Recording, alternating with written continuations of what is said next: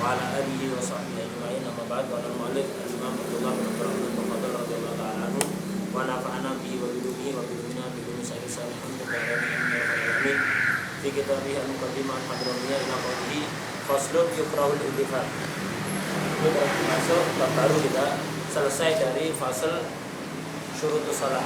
Sekarang masuk pada fasal makruhatus shalah, hal-hal yang dimakruhkan dalam salat.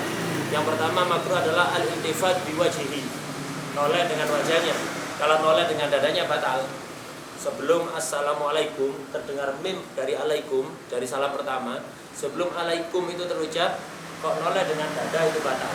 Dan ini banyak terjadi khususnya ketika salat jenazah. Banyak orang ketika salat jenazah itu assalamualaikum warahmatullahi wabarakatuh. Jadi noleh sak dada-dadanya padahal belum mengucapkan alaikum. Ini batal. Noleh dengan dadanya. Atau salat biasa.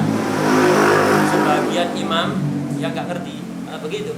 Assalamualaikum warahmatullahi wabarakatuh. Nggak usah dada ini, nggak usah belok. Yang noleh wajahnya saja assalamualaikum.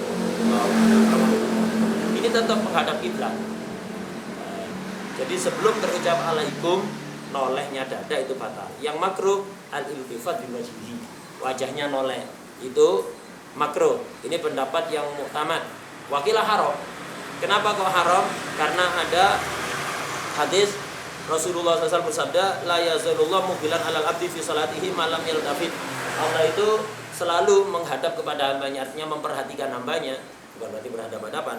Allah akan memberikan perhatian kepada hambanya ketika dia sholat, selama dia menghadap kepada Allah, tidak noleh, selama dia tidak tolak-toleh. Fa'idal tafata aradullah anhu, ketika noleh maka Allah berpaling dari dia. Sebagian hadis yang lain lebih keras ancamannya. Siapa yang noleh satu kali di dalam sholat, maka ditegur oleh Allah, abdi, wahai hambaku, dia menemukan orang yang lebih baik dari aku. Kenapa itu? Karena itu sampai noleh. Sholat itu kan kita menghadap kepada Allah. Mana yang lain seolah-olah kita menemukan yang lebih baik dibanding Allah. Kalau sampai 2 kali ditegur lagi, 3 kali udah Allah sama sekali gak nganggap sholatnya. Kalau udah sampai noleh 3 kali, karena itu hati-hati. Di sini makruh yang utama, tapi melihat kerasnya ancaman dari hadis itu sebagian ulama mengatakan haram atau makruh ini illa li hajatin, kecuali jika ada hajat. Noleh dalam salat itu disebutkan dalam hadis juga, itu ikhtilasun minasyaitan. Itu berarti setan nyopet. Ikhtilas itu nyopet. Setan nyopet salat kita secara zahir salat, tapi nggak ada pahalanya, rohnya salat nggak ada. Dicuri atau dicopet oleh setan. Ikhtilas. Jadi makruh noleh dengan wajah. Kalau dengan dada sekali lagi batal. Hati-hati kalau salah noleh sak dadanya, sering terjadi di dalam sholat jenazah. Illa li hajatin, kecuali karena alasan hajat. Kalau hajat tidak makruh. Kalau ada hajat itu tidak makruh.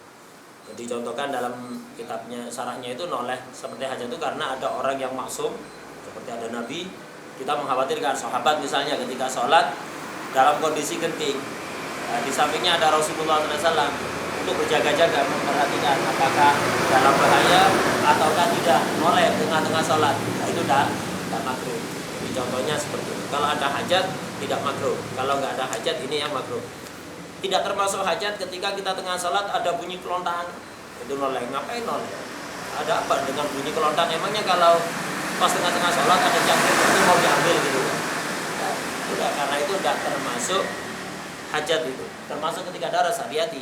Antum daras sama beliau, itu di belakang ada bunyi kelontang, udah biarkan aja, ada yang orang yang di belakang. Seandainya ada yang jatuh, ada yang di belakang yang ngambil. Dan tidak semua perkara jatuh harus segera diambil. Jadi jangan noleh, itu termasuk suladab. Itu kepada guru kita suladab, apalagi kepada Allah Subhanahu wa ta'ala. Nah, kemudian termasuk yang makruh waraful basar ila sama, mengangkat pandangan ke langit, maksudnya ke arah langit, maksudnya ke atas.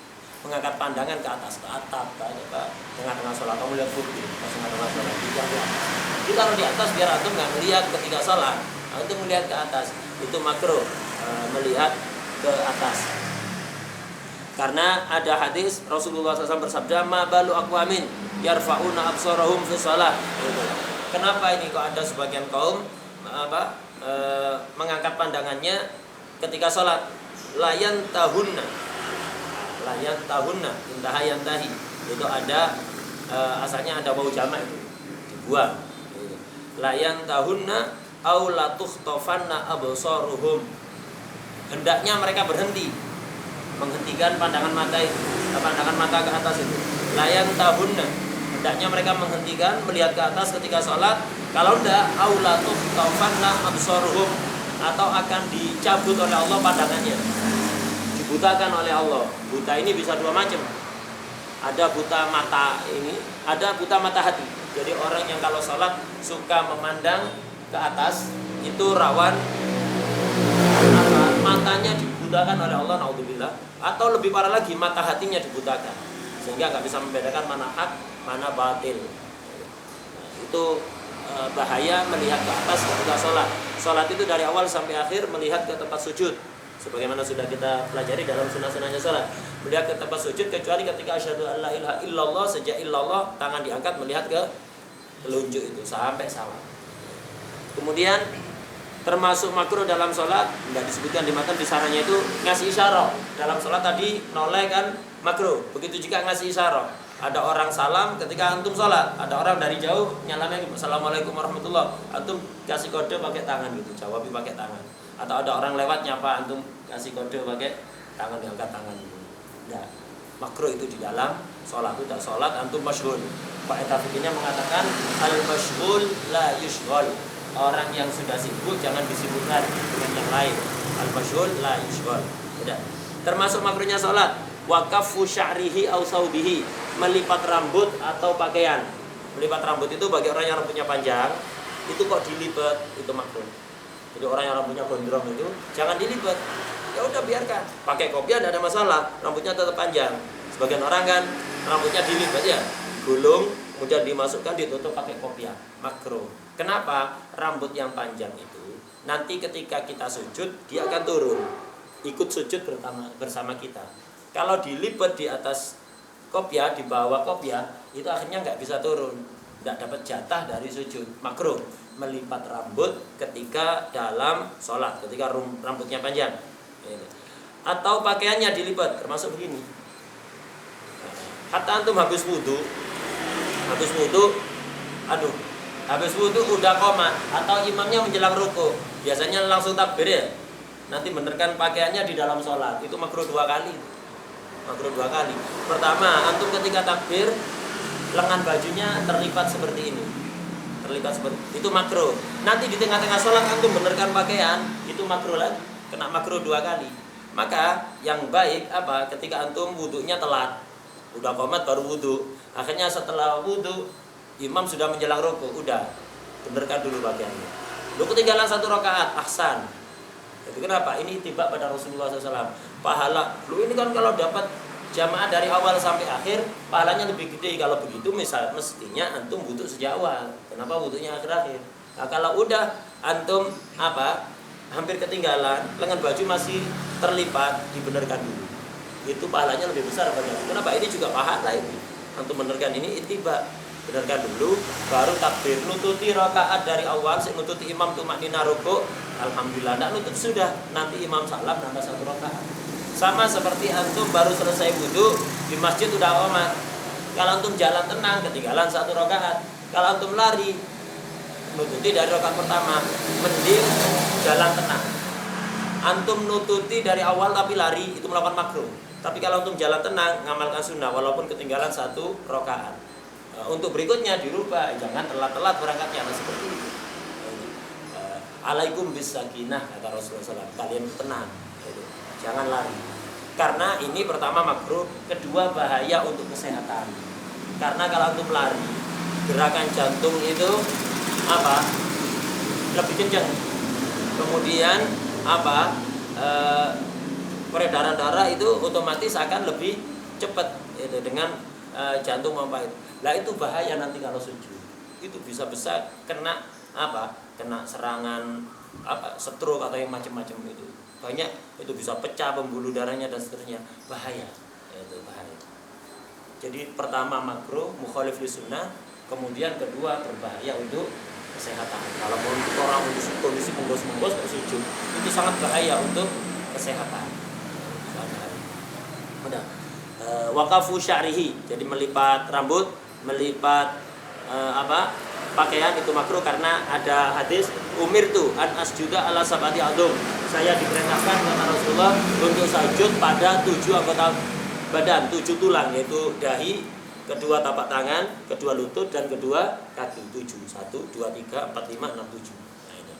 Wa alla akufa sya'ran wala sauban, dan saya diperintahkan untuk tidak melipat rambut ataupun melipat pakaian. Termasuk makruh adalah melipat celana. Sebagian orang lucu ya, celananya panjang, nutupi mata kaki, makruh hanya. Untuk menjadi makruh dalam sholat celananya dilipat. Melipat celana juga makruh. Tapi nggak makruh dipotong celananya ya. Itu. Ngapain pakai celana panjang sampai nutupi mata kaki? Itu makruh. Kalau pas sholat baru ingat kan kalau itu makruh, dilipat. Kena makruh juga. Menghindari makruh jatuh ke makruh yang lain. Makanya kalau ingin aman, ya celananya di atas mata kaki. Celananya di atas mata kaki. Jelek, cingkrang. Ya, jangan pakai celana, pakai sarung atau pakai gamis, kan tidak jelek kalau di atas mata kaki. Kalau celana kan di atas mata kaki kelihatannya apa gitu ya. Ya udah jangan pakai celana, pakai gamis, pakai sarung di atas mata kaki lah begitu. Jadi melipat gitu, melipat pakaian di dalam sholat itu hukumnya makruh. Melipat pakaian. Termasuk ketika pakaian kita lebar kayak gini, terus disabui di luar. Kalau di sini antum tidak pernah melihat kayak gitu. Kalau kayak di Yaman itu, terutama Yaman Utara sana, itu pakai gamis, di luarnya gamis itu dikasih kayak sabuk itu. Untuk tempatnya senjata khas orang Yaman itu jambia itu, kayak pisau yang melingkar itu taruh sini. Jadi mereka kayak pakai gamis, kemudian pakai sabuk di luarnya. Itu makruh. Kenapa? Pakaian ini kan asalnya lebar.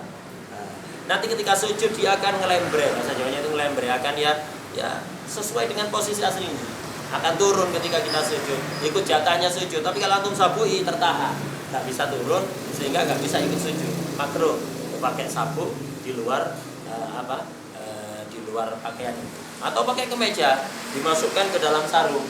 Sebagian pondok kayak gitu, pakai kemeja dimasukkan ke dalam sarung disabui, termasuk yang makruh, termasuk bagian dari kafus saum.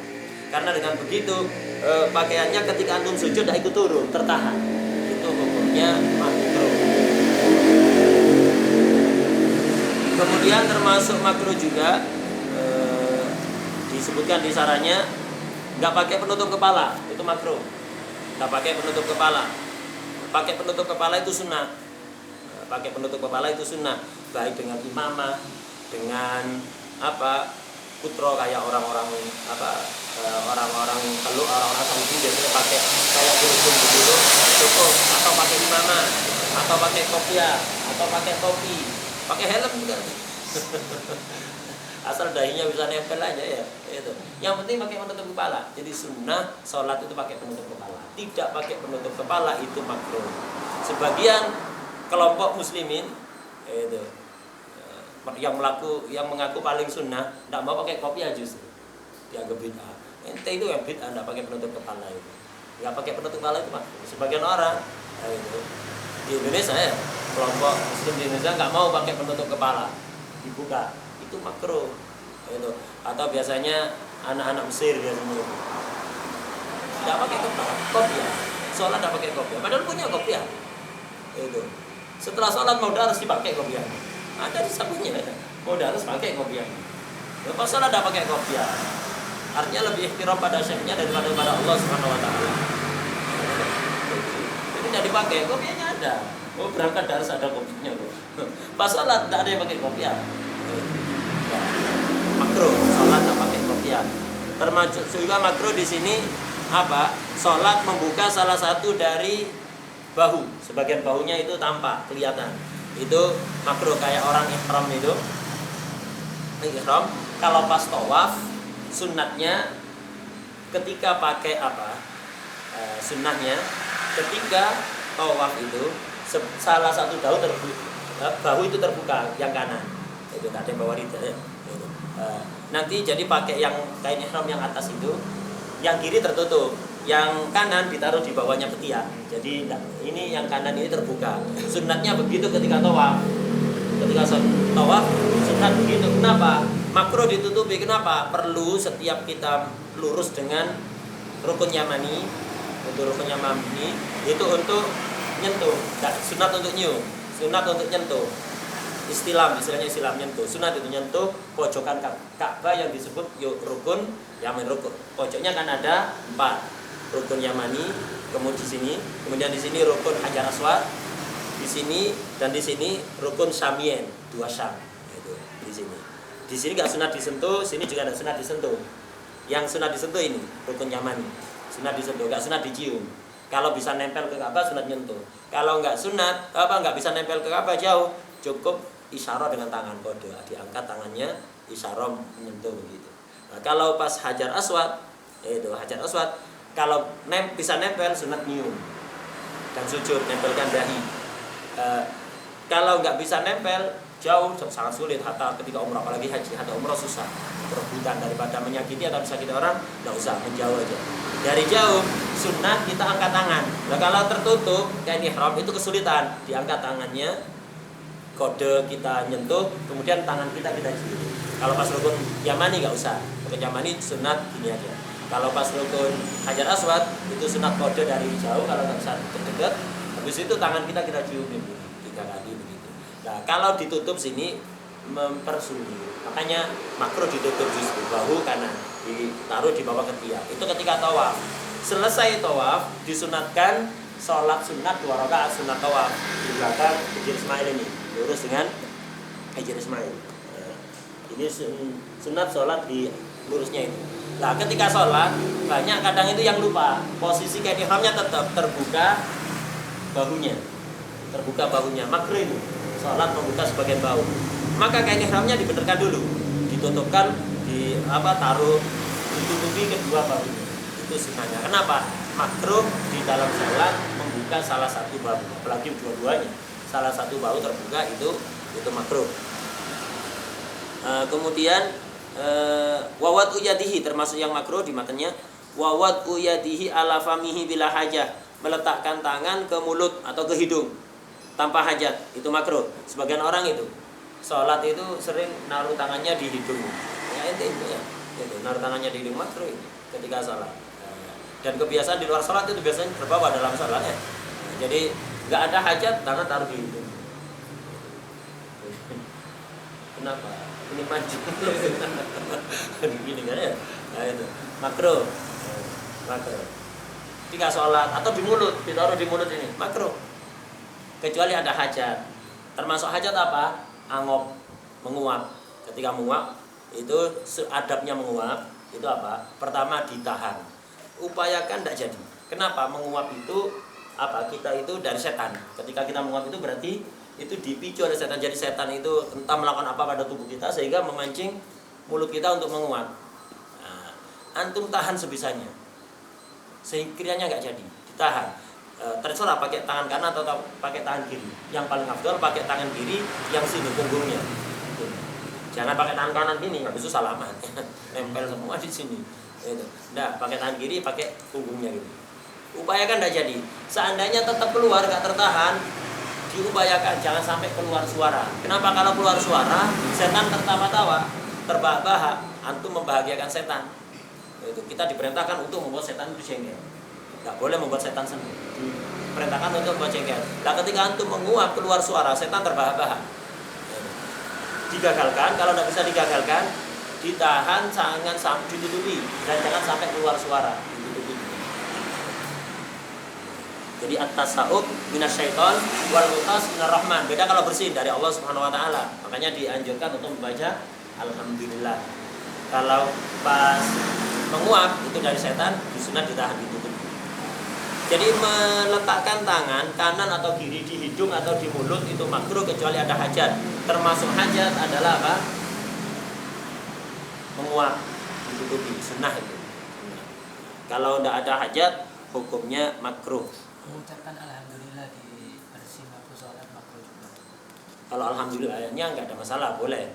Nah, tapi kalau kita sholat sampai kita bersin, jangan sampai mengucapkan yarhamukallah. Kenapa? Ada khitab, itu khitab ke manusia batal itu kalau sampai yarhamukallah. Kalau kita mendoakan yarhamuhullah, tidak ada masalah, tidak batal. Tapi tidak usah, tidak ada sunnah.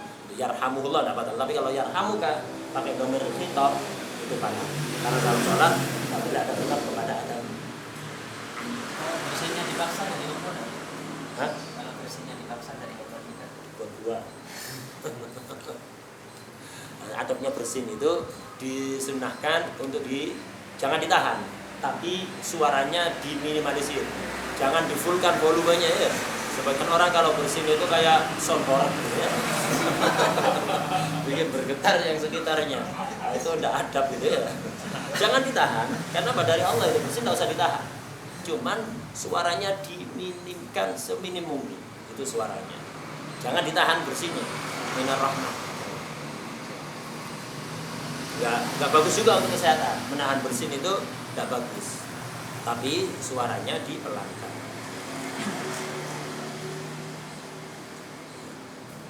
Ya.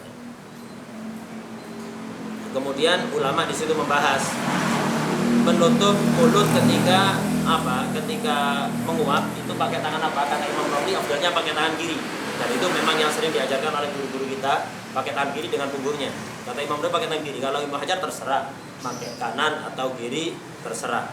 Baik dengan punggungnya atau dengan ini patennya sama kata Imam Hajar. Tapi kalau Imam Nawawi afdalnya pakai kiri. Kemudian di sarannya itu disebutkan oleh sebagian ulama hadis, kita itu dilarang beberapa hal di dalam sholat. Nuhya fi sholat an mashil hasa, meratakan kerikil. Jadi antum sholat misalnya kayak di tempat terbuka, ada kerikil yang nggak rata, dibuat sujud kan nggak nyaman ke dahi nanti, menyakiti. Diratakan. Harusnya sebelum sholat diratakan dulu. Jangan tengah-tengah sholat baru meratakan. Nah ini makruh atau biasanya rida ya.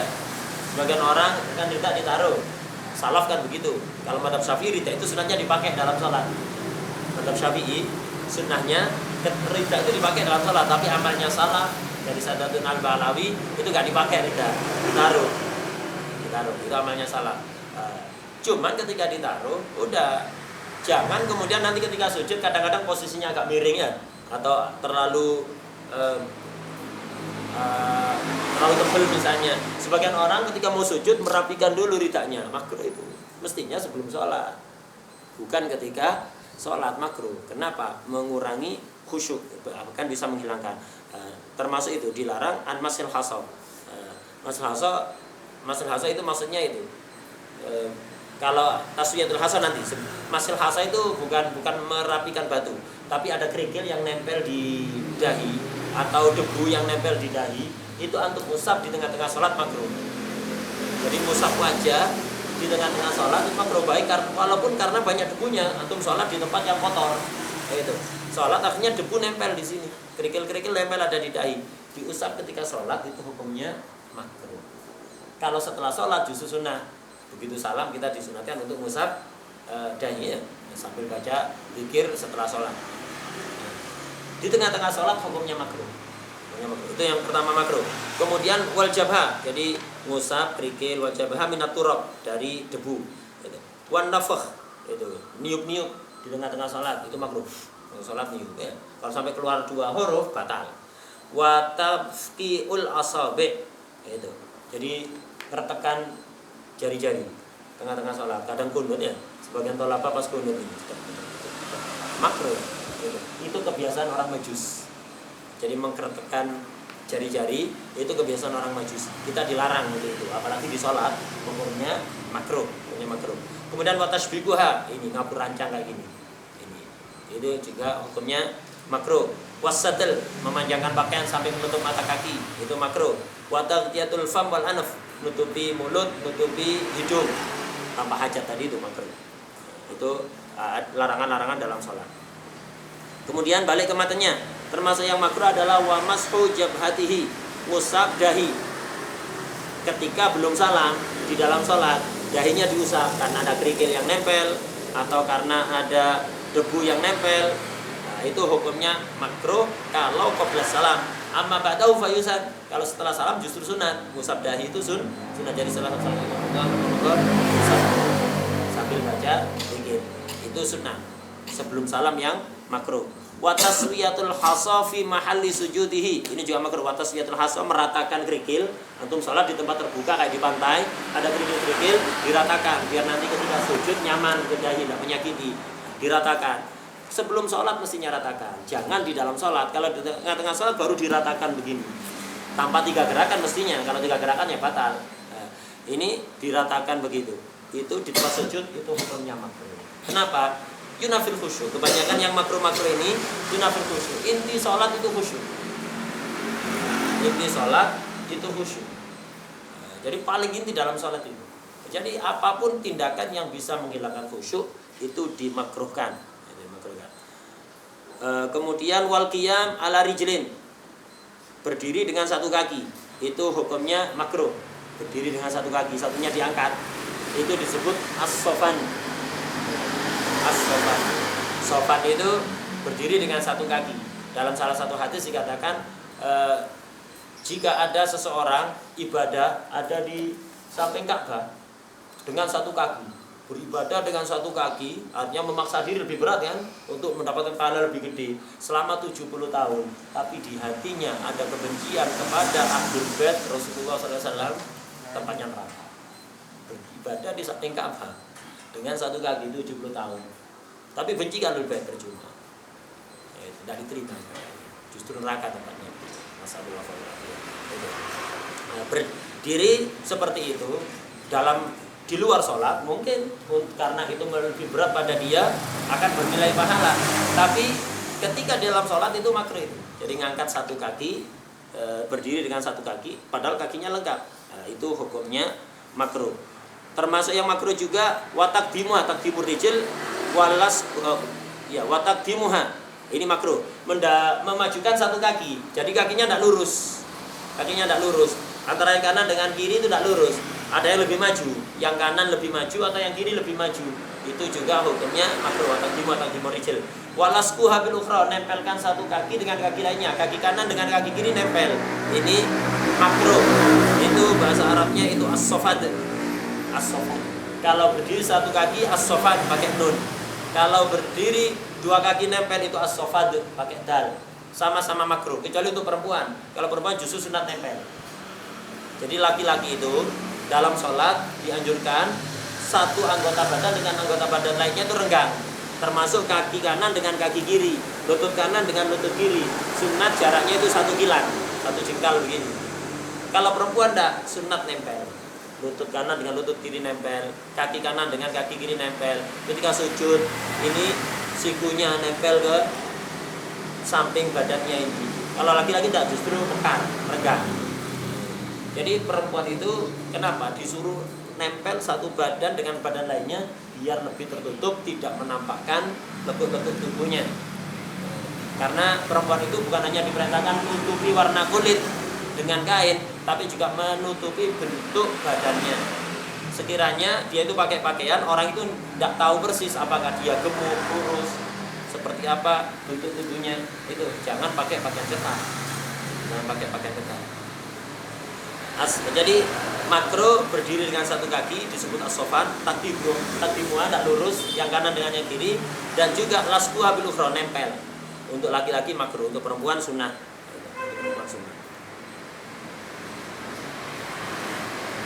Tapi kalau pas sholatnya itu panjang, tarawih misalnya, baca 1 juz, bacanya panjang.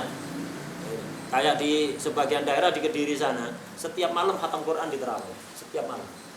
Jadi tarawihnya itu awal isya selesai menjelang sahur itu.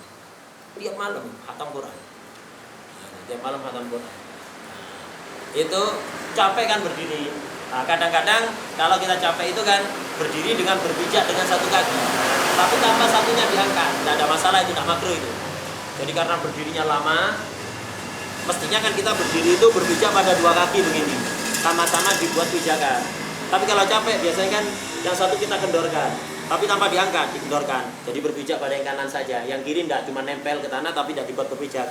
Atau yang kiri saja, yang kanan tidak nempel ke tanah tapi tidak dibuat pijakan. Tidak ada masalah, itu tidak makruh. Yang makruh kalau sampai diangkat, ya harus.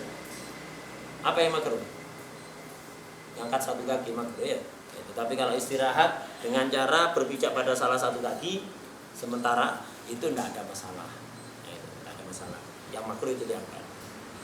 Kayak Dokter Yusri itu juga kalau terawih Itu selama Ramadan itu bisa khatam sampai 7 kali dalam sholat. Khataman dalam sholat, bukan di luar sholat. Bisa sampai 7 kali. Pekan pertama seminggu khatam, pekan berikutnya 5 hari, pekan berikutnya berapa hari khatam begitu. Jadi lama sekali dan bacanya pelan. Nah, kayak gitu. Tidak apa-apa, istirahat satu kaki dikendorkan, tidak dibuat pijakan dua-duanya, itu tidak apa-apa. Kalau diangkat itu hukumnya makruh. Juga Mustafa juga lumayan panjang, tapi Abu Umar cepat tajamnya, cepat. Itu hatam di malam 15, malam 17 hatam. Jadi sehari itu hampir 2 juz, dan lumayan. Jadi tak apa-apa, ketika terasa capek, kendorkan salah satu kaki tanpa diangkat, tak apa-apa. Kalau diangkat itu yang makruh. Kemudian termasuk makruh wassalatu hakinan au hakiban au hazikon in wasi'al waqt. Salat hakinan ngempet, hakiban ngempet, hazikon ngempet. Cuman ngempetnya beda. Kalau hakiman itu hakinan ngempet pakai nun, hakinan bin nun, ngempet kencing. Jadi terasa mau kencing antum tahan, jadi menahan. Itu semuanya menahan ini. Cuman hakinan pakai nun, menahan kencing. Makruh. Walaupun takut ketinggalan jamaah. Waduh, ini jamaah ini. Kalau anak ke kencing dulu, kemudian wudu, tidak nututi jamaah. Kalau anak nahan kencing, ikut sholat, dapat jamaah. Makruh. Afdal antum pergi ke hammam, kencing. Setelah itu nututi jamaah, alhamdulillah. Tidak nututi, nyari jamaah yang lain, tidak nemu, sudah. Antum mendapat pahala lebih besar dibanding jamaah, tapi nahan kencing. Itu tidak bakalan khusyuk. Sebagaimana tadi dikatakan, inti sholat itu khusyuk. Jadi apapun yang menyebabkan tidak khusyuk, makruh. Jadi walaupun takut ketinggalan jamaah, kalau nahan kencing, mending kencing. Itu hakinan. Kedua hakiban, pakai ba. Kalau hakiban itu menahan berak. Itu. Menahan berak, air besar. Nah, itu juga makruh. Apalagi tambah nak khusyuk lagi ya. Tambah nak khusyuk lagi, ngempet kencing, ngempet berak. Au hazikon, sama menahan kentut. Kalau ini menahan kentut, jangan ditahan. Ini ya pas tasyahud tuh, ini ya pas tasyahud akhirnya itu ngulat itu antum dong, lihat temen antum gitu ada mulutnya gini langsung jebol itu ya makruh ya, kebiasaan ya. Salah tuh. Kalau pas di tengah-tengah ya tidak ada masalah. Karena sejak awal ngempet kayak gini, jangan. Kalau sejak awal jangan. Tapi kalau awalnya nggak terasa, di tengah-tengah ngempet, lanjutkan sholatnya, jangan dibatalkan kalau di tengah-tengah. Ini sholat ngempet kencing, ngempet berak, menahan kencing, menahan berak, menahan kentut, itu makruh in wasi'al waktu. Kalau waktunya masih cukup, longgar. Sekiranya antum kencing dulu, berak dulu, kentut dulu, habis itu wudu, masih mencukupi untuk sholat secara sempurna awal sampai akhir, itu masih di dalam waktu. Tapi kalau waktu udah mepet, antum ngempet kencing atau berak atau kentut, waktu sholat sisa 5 menit. Kalau antum sholat masih nututi dalam waktu, tapi antum kalau ke hammam ya hilang, keluar waktunya, udah tetap sholat. Kalau kayak gitu tetap sholat, kecuali takut doror. Kalau ngempet, sebagian orang kalau punya penyakit tertentu itu tidak boleh ngempet kencing. Kalau dia ngempet kencing, berbahaya sekali untuk kesehatannya. Ada sebagian penyakit itu begitu, tidak boleh nahan kencing. Kalau dia nahan, akan berpengaruh sangat buruk kepada kesehatannya. Ini walaupun waktu mepet, tidak apa-apa, tetap kencing. Walaupun waktu mepet, tetap kencing, sholatnya ya udah keluar waktu. Tapi kalau orang sehat-sehat seperti kita, alhamdulillah, maka ketika waktu mepet, antum ngempet nahan kencing, nahan berak atau nahan kentut, tetap ditahan. Sholat aja. Kalau waktu sudah mepet, nggak cukup kalau dibuat kencing dulu kemudian wudu. In wasi'al waqt. Kemudian wama'a tawaqani to'am in wasi'aidon. Termasuk juga makruh antum kepingin makanan atau minuman atau kepingin yang lain. Itu termasuk disebutkan dasarnya kepingin jima. Istrinya ada, ya udah, waktu masih luas, udah jima dulu, habis itu mandi, sholat. Atau kepingin makan, tapi makanan sudah ada, bukan masih mau masak, bukan masih nunggu, Shopee Foodnya si antri misalnya, tertulis di situ masih antri. Itu sholat aja dulu. Ini kalau makanan sudah ada. Makanan sudah ada, antum kepingin. Waktu masih luas, silahkan makan dulu. Kenapa? Daripada antum sholat dulu tidak khusyuk. Jadi mending makan dulu biar sholatnya khusyuk. Jangan sholat dulu biar makannya khusyuk. Kebalik, sebagian orang kayak gitu ya. Asal sholat dulu, selesai acara ada prasmanan gitu, asal sholat dulu biar nanti makannya kita tenang khusyuk gitu, masya Allah. Tidak, kebalik, makan dulu biar sholatnya khusyuk. Kalau inwasiah itu waktunya masih luas. Jadi koyitnya ketika ada makanan, ada minuman, kita mending makan atau minum dulu dengan catatan. Satu, kepingin untuk makan dulu, kepingin minum dulu. Ukurannya kepingin, kalau antum sholat dulu khusyuknya berkurang atau bahkan hilang. Ini kepingin. Kedua, makanannya sudah ada, bukan masih mau masak. Kalau masih mau masak mending sholat dulu. Kemudian ketiga, waktunya masih luas, cukup. Kalau nggak cukup, sholat dulu. Berapa kayaknya? 3. Kepingin, makanannya hadir, dan wasi al-waqt. Hatta jima itu ya sama. Waktunya sholat masuk masih awal kepingin. Ya udah, istrinya ada. Dia kepingin kalau sholat tidak khusyuk. Dan kemudian waktu masih luas, ya udah lakukan dulu. Walaupun ketinggalan jamaah. Dan apapun yang bisa mengganggu pikirannya, sekiranya ada khusyuk, itu selesaikan dulu. Awalnya ya dari itu, dalilnya itu awalnya dari makanan. Idza quddimal asya faqaddimuhu 'alal isya. Jadi kalau ada makanan malam sudah dihidangkan, maka makanlah dulu sebelum salat isya. Bukan tak harus salat isya, salat apapun.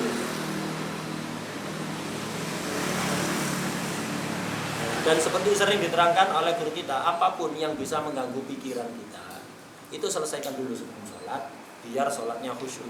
Ya sering yang dicontohkan oleh guru kita, antum misalnya sebelum sholat ada yang ngasih amplop, penasaran apa isinya ini, penasaran, tidak tahu pikiran ini, berapa isinya ini, bingung. Antum mending masuk ke hammam bukan, lihat, jangan ya. Habis itu sholat ya. Jadi daripada sholat kepikiran berapa, bingung ya, mending itu. Dan apapun yang sekiranya berpotensi menghilangkan atau mengurangi khusyuk dalam sholat, itu selesaikan dulu sebelum sholat, biar sholatnya bisa khusyuk. Soal aina akhun, mari ismi marad, sakit apa? Waja'ul asnan. Fadal, soal.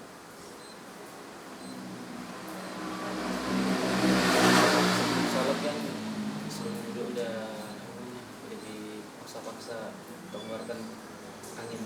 Ya. Tapi itu tiba-tiba ketika begitu takbir, itu buang angin gimana? Kalau udah takbir sudah, itu sebelum sholat. Sebelum sholat kalau antum terasa mau buang angin, kencing, berak, lakukan dulu. Kalau udah sholat itu sudah jangan, tak boleh dibatalkan. Nah, ya biar tidak sering seperti itu, makanannya dijaga. Makanan-makanan yang biasanya antum kalau makan itu atau minum itu menimbulkan sering kentut, sering buang hajat. Nah, itu dihindari. Setiap orang beda-beda. Ada lagi. Kalau nggak sengaja makan dalam salat, mungkin ada mulut ini, ada makan dalam mulutnya, tertelan saja sengaja, terus ya ragu ini besar, mungkin atau enggak? Kalau ragu tidak batal. Kecil apa besar tidak batal kalau ragu. Kalau yakin ya. Adalah Mahfud. kalau sering kan Ya. kalau dibatal orang Di sini maksum artinya. Kalau tidak maksum ya. Yang lain. Di sini ada tajwid. Terus besok oh iya Senin Kemis Roha sore sama Ustadz Hamisri. Jadwal yang asli Ustadz Hamisri tetap jalan. Hari apa? Darsnya Ustadz Hamisri. Sabtu sama Sabtu sama Rabu Daras Ustadz Hamid tetap jalan, Ustadz Hamisri yang biasa. Nah, terus sama Habib ditambah. Sama Habib tambah ada Roha sore yang biasanya sama Habib Pongkol Nasihin itu sama Ustadz Hamisri di hari Senin dan Kamis nanti sore. Itu Roha sorenya sama Ustadz Hamisri. Untuk yang pagi semuanya sama Al-Fakir. Berarti kali besok Hadroh di rumahnya Habib Hamzah. Di rumahnya Habib Hamzah. Terus Selasa Pak Sendan. Selain itu semua pagi sama Al-Fakir. Usahakan ya tadi Al-Fakir sebenarnya ingin berangkat jam 7 tapi ada udur akhirnya usahakan ya nggak usah bangunin jam 7 antum sudah siap kayak biasanya nunggu Habib karena sama Habib di kepingnya beliau itu begitu nggak usah bangun kan udah jam 7 itu ya waktunya dars udah jam 7 antum sampai di sini setiap hari Al-Fakir sama Al-Fakir untuk yang jam 7. Untuk yang lain tetap berjalan seperti biasa Ustaz Sahih, Ustaz Abdul Hamid, kemudian Darus Rumah tetap berjalan seperti biasa. Kemudian kosong-kosong yang sore sama yang malam Senin Kamis sudah ada Ustaz Hamisri. Untuk hari Ahad ya seperti biasa. Oh iya, untuk Ahad depan biasanya kan ke Kuba kan ya. Sudah kasih tahu sama Habib. Ahad depan suruh ikut darsnya Ustaz Ahmad di masjid sini. Dan insya Allah itu seterusnya. Karena Habib insya Allah tidak ngisi lagi di Masjid Kuba. Kemungkinan seperti itu. Jadi mulai malam Senin depan, antum tidak usah ke Masjid Kuba. Ikut daras Ustaz Ahmad Al-Haddad di Masjid Mubarak, Masjid Mubarak. Apa? Habib sementara kan safar. Nanti daras dalwa yang malam Selasa mau dipindah ke malam Senin. Daras dalwa malam Senin itu karena malam Selasa itu udah mati.